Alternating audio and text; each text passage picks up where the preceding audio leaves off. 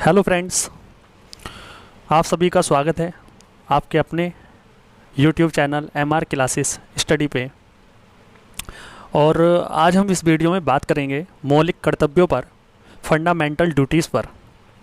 Fundamental duties क्या होती हैं, संविधान में इसको कब जोड़ा गया, किस संविधान संशोधन के तहत इसको जोड़ा गया, किस सन में जोड़ा गया, आज सब बातें हम इस वीडियो में करने वाले हैं। तो जैसा कि आप जानते हो, जो इंडियन पॉलिटी होती है, भारतीय राज व्यवस्था होती है, वो किससे रन करती है, किससे चलती है? वो इंडियन कॉन्स्टिट्यूशन से चलती है, भारतीय संविधान से चलती है।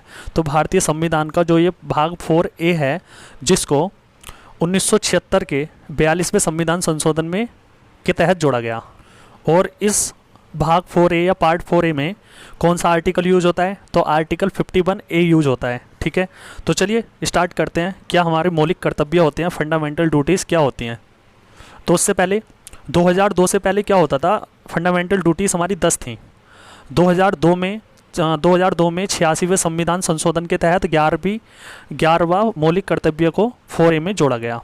ठीक है, अब वो 11 कर्तव्य, मौलिक कर्तव्य क्या क्या होते हैं, फंडामेंटल ड्यूटीज़ क्या क्या होती हैं, आज इस वीडियो में हम इसी पर बात करेंगे। ठीक है, और इस पार्ट 4A से क्या क्या क्वेश्चन बन सकते हैं, उनको मैं स्टेप बाय स्टेप आपको बताऊंगा नंबरिंग करके। तो सबसे पहला क्वेश्चन यही आता है कि ये जो पार्ट 4A है या फंडामेंटल ड्यूटीज़ हैं, मौलिक कर्तव्य हैं, ये किस देश के संविधान से इसका विचार लिया गया? तो हमारा आंसर आएगा रूस। ठीक है, रूस के संविधान से इसका विचार लिया गया।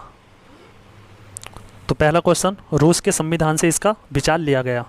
दूसरा क्वेश्चन पूछता है कि किस कमेटी की मांग पर इस भाग 4A को भारतीय संविधान में ऐड किया गया? किस कमेटी के मांग पर इसको जोड़ा गया? तो हमारा आंसर होगा सरदार स्वर्ण सिंह कमेटी।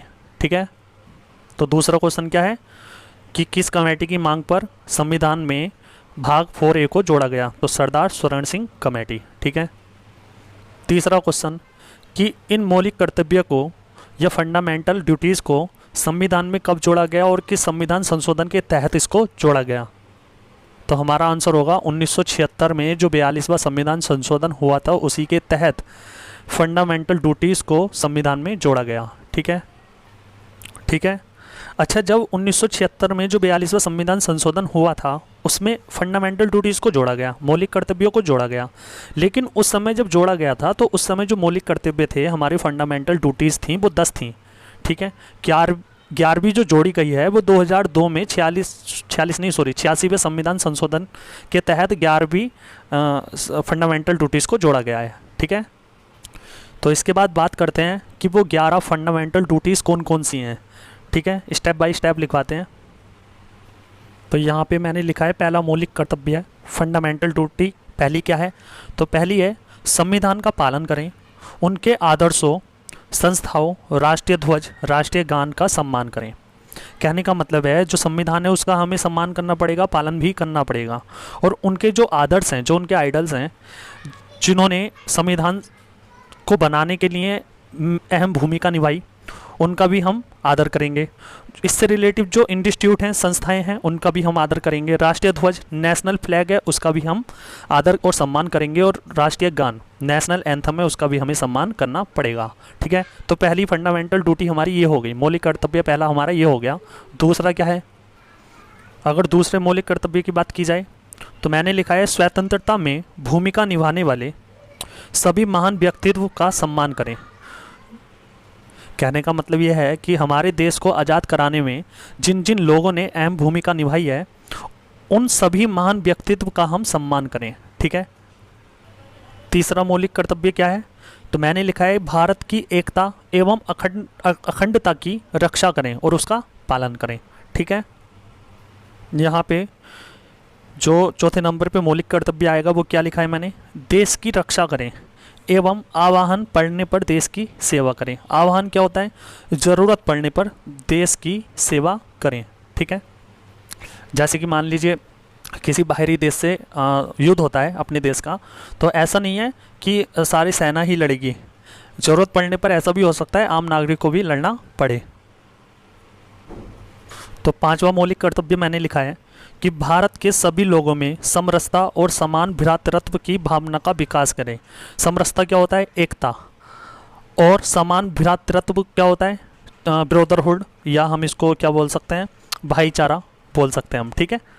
तो हम कह सकते हैं भारत के सभी लोगों में एकता और समान भाईचारे की भावना का विकास हो तथा ऐसी प्रथाओं का अंत या त्याग करें जो महिलाओं के सम्मान के खिलाफ हो या विरुद्ध हो, ठीक है। चलिए, छठा मौलिक कर्तव्य मैंने क्या लिखा है? जो हमारी सामाजिक, सांस्कृतिक और गौरवशाली परंपरा है उसको समझें और उसका परिरक्षण करें। क्या करें? उसको परिरक्षण बोले तो हिंदी में दूसरा शब्द हम बोल सकते हैं रक्षा, उसकी रक्षा करें, ठीक है। चलिए, सातवां मौलिक कर्तव्य क्या है? प्राकृतिक पर्यावरण की रक्षा करें। जो नेचुरल इन्वायरमेंट होता है उसका कंजर्वेशन करें, रक्षा करें, उसका संवर्धन करें। संवर्धन क्या होता है? तरक्की, तरक्की बोल सकते हैं, ठीक है, या उन्नति। उसकी तरक्की करें और प्राणी मात्र के लिए दयाभाव रखें। प्राणी मात्र मतलब हम बोल सकते हैं जो जितने भी सजीव हैं उनके लिए हम दयाभाव रखें, ठीक है। तो चलिए, आठवां मौलिक कर्तव्य क्या है? वैज्ञानिक दृष्टिकोण, साइंटिफिक अप्रोच, या हम इसको दूसरी लैंग्वेज में बोल सकते हैं लॉजिकल थॉट, मतलब तार्किक सोच रखें, विचार रखें। मानववाद, मानवता, ज्ञानार्जन, शिक्षा तथा सुधार की भावना का विकास करें, ठीक है। नौवां मौलिक कर्तव्य मैंने क्या लिखा है? सार्वजनिक संपत्ति, जो पब्लिक प्रॉपर्टी होती है उसको सुरक्षित रखें तथा हिंसा से दूर रहें, ठीक है। उसके बाद मैंने 10वां जो फंडामेंटल ड्यूटी है हमारी वो क्या है? व्यक्तिगत, इंडिविजुअल या सामूहिक जो गतिविधियां होती हैं उनमें उत्कर्ष की ओर बढ़ने का प्रयास करें। उत्कर्ष बोले तो उन्नति, ठीक है, उसमें उन्नति करें। तो 11वां मौलिक कर्तव्य क्या है? तो 11वां मौलिक कर्तव्य लिखने से पहले मैं आपको बता दूं इसको कब जोड़ा गया। तो इसको 2002 में हुए 86वें संविधान संशोधन के तहत इसको जोड़ा गया। संविधान संशोधन के तहत इसको जोड़ा गया और वो 11वां फंडामेंटल ड्यूटी क्या है वो मैं अभी लिख देता हूँ, यहाँ पे जोड़ा गया, ठीक है। तो 11वीं है जो 2002 में 86वें संविधान संशोधन के तहत जोड़ा गया, तो वो है 6 से 14 वर्ष तक। तो 11वां मैंने मौलिक कर्तव्य क्या लिखा है? 6 से 14 वर्ष तक के बच्चों को उनके माता पिता या संरक्षक, संरक्षक मतलब वही गार्जियंस होते हैं, अभिभावक, उन्हें शिक्षा का अवसर प्रदान करें, ठीक है। तो ये जो 11वां फंडामेंटल ड्यूटी है इसको 2002 में जोड़ा गया 86वें संविधान संशोधन के तहत, ठीक है। तो यहाँ पे आपका ये इंडियन कॉन्स्टिट्यूशन का जो पार्ट 4A है जिसमें आर्टिकल 51A का प्रयोग होता है, उसमें जो हमारी 11 फंडामेंटल ड्यूटीज़ हैं वो मैंने सबको डिटेल में आपको बता दिया है और यहाँ पर आपका 4A पार्ट कंप्लीट हो गया है। तो चलिए मिलते हैं नेक्स्ट पार्ट में, तब तक के लिए thank you so much, okay bye.